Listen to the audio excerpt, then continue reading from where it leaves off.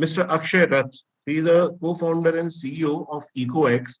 Mr. Rath, your organization is, providing a digital platform. Now, where the IT is playing its role. Mr. Rath, I would like to request you to reflect on what role IT infrastructure can play here, because ultimately, when we want to understand any aspect of waste management, we need data. And data is generated from, either through manual operations or through IT, deploying the IT platform. So, what is your take in terms of the IT systems helping the plastic waste management in the country? Over to you. Right. Good afternoon to everybody, and thanks Akramji and Kamalji for giving me this opportunity. Very aptly you said, no, IT has got a bigger play, obviously. But Ecoex has been one of the digital marketplace in India, coming with the background of the promoter with more than a decade experience in recycling PET and two of its units in Rajasthan with 50,000 tons capacity, another 30,000 capacity added very recently in Abu Dhabi. So we are really in touch with ground realities and what's happening. And we have done a lot of brainstorming, and we found out with 5 challenge areas where the recycling infrastructure is facing today. The good thing is government is also admitted the plastic waste management concerns are not much in recycling industry, rather it is for non-recyclable products. But as because I am running a marketplace, I will be more interested to help the industry how do they monetize and realize better value for their products or at each activity level. That is where the IT needs to play a role. First and foremost is we all know the informal sector together, there are more than 10,000 recyclers in India. But not so good thing is, I did a lot of research, my team did research for all the pollution control boards across India, tried to find out what are the recyclers registered in the portals. And you will be astonished, there's hardly 550 recyclers, and probably 12 or 13 pollution control boards where the mention of the list is available. And the rest of the pollution control boards don't have this list. Come to CPCB. CPCB said in the new law that the entire ecosystem will operate only with members who are having PWM under Section 33 registration, or else he is not part of the entire value chain. And what are the numbers? 44. So the first and foremost challenge is to have a drive and ease the process of getting registered under PWM. At Ecoex, we are proud to say almost 12 large recyclers who were not having PWM last year. We could complete in this financial year, and they are all part of the EPR system. And many of the recyclers were not in part of EPR system earlier, and today they are making money. So the first and foremost contribution what we put back is basically to help them to get into EPR framework and monetize the opportunity from EPR fund. Second is most of the pollution control board, if you go up, barring few, the application as such is not available. Forget about the process.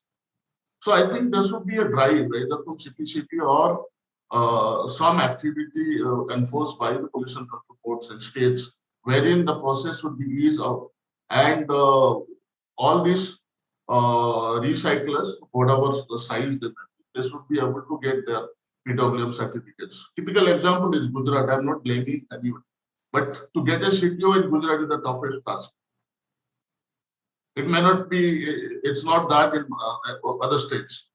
So unless we ease the process of giving them CTO and PWM Section 13(3) registration, how will they be part of the EPR framework? So that is a challenge. Now the second thing is, as per the new amendment 2022, it says there could be a seamless transaction where PIBOs can buy recycling certificate from PWPers, whether it's a recycler or no, waste to energy or waste to oil or road construction companies. But how do you audit it? Do you expect the recyclers manually to store the related or relevant documents and make it available for audit in future?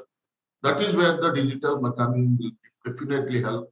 A platform like Ecoex, if the transactions are done on a digital platform, this can be stored for audit and it is open to be audited by third-party agencies. And I think there is a mention in the new law where it says that CPCB or maybe it's appointed third-party auditors will audit if there is difference of quantities in the annual returns filed by PIBOs and filed by recyclers. That is where the second, where we feel digitization will definitely work out. Third is, I think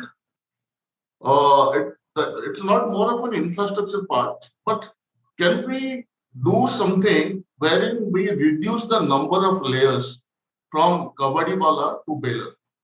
And the baler is now riding us. He is the guy who is making money.